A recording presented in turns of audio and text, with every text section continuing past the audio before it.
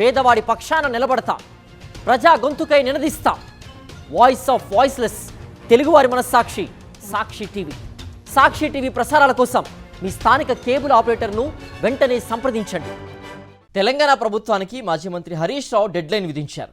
కన్నేపల్లి, కల్వకుర్తి మోటార్లు ఆన్ చేసి రైతాంగానికి వెంటనే నీళ్లు ఇవ్వాలని డిమాండ్ చేశారు. ఆన్ చేయకపోతే కేసీఆర్ నాయకత్వంలో లక్షలాది మంది రైతులతో కలిసి మోటార్లు ఆన్ చేస్తామని హెచ్చరించారు. వచ్చిన వరదను ఎత్తిపోయకుండా ప్రభుత్వం చోద్యం చూస్తోందని మండిపడ్డారు.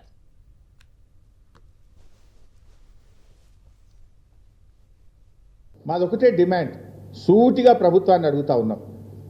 వెంటనే కాళేశ్వరం మోటార్లు ఆన్ చేయండి, రిజర్వాయర్లు నింపండి, రైతాంగానికి మొదటి పంటకు నీళ్ళు ఇవ్వండి. స్పష్టంగా అడుగుతున్నాం. మేము ఆలస్యం చేస్తే ఊరుకోం.